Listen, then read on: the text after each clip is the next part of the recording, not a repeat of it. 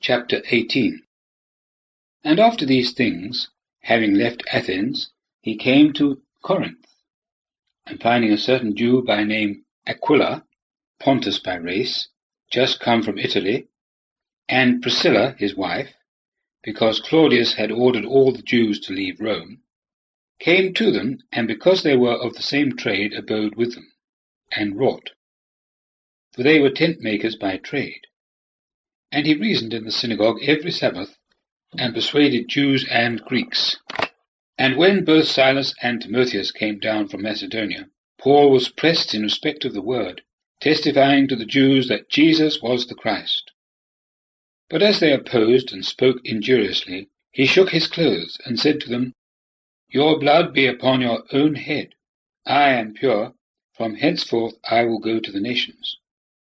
And departing thence, he came to the house of a certain man by name Justus, who worshipped God, whose house adjoined the synagogue. But Crispus, the ruler of the synagogue, believed in the Lord with all his house. And many of the Corinthians, hearing, believed, and were baptized.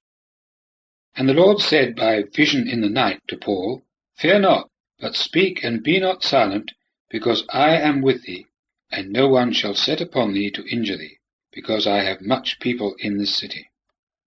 And he remained there 1 year and 6 months, teaching among them the word of God.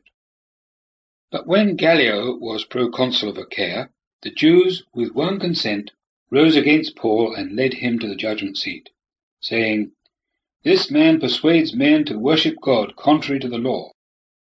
But as Paul was going to open his mouth, Gallio said to the Jews, If indeed it was some wrong or wicked criminality, O Jews, of reason I should have borne with you. But if it be questions about words and names and the law that ye have, see to it yourselves.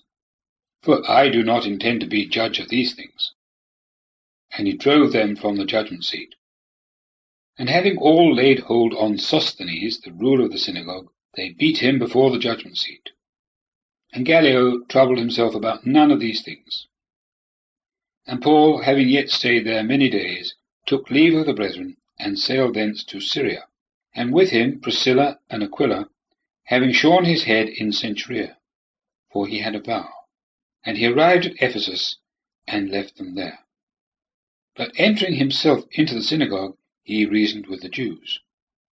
And when they asked him that he would remain a longer time with them, he did not accede, but bade them farewell, saying, I must by all means keep the coming feast at Jerusalem. I will return to you again, if God will.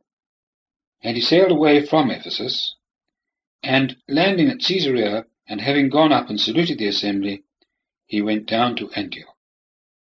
And having stayed there some time, he went forth, passing in order through the country of Galatia and Phrygia, establishing the disciples. Verse 24. But a certain Jew, Apollos by name, an Alexandrian by race, an eloquent man, who was mighty in the Scriptures, arrived at Ephesus.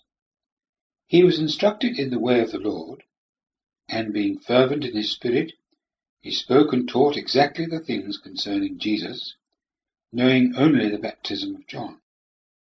And he began to speak boldly in the synagogue. And Aquila and Priscilla, having heard him, took him to them, and unfolded to him the way of God more exactly.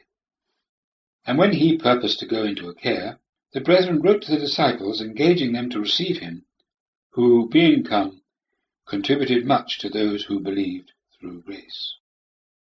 For he, with great force, convinced the Jews publicly, showing by the Scriptures that Jesus was the Christ.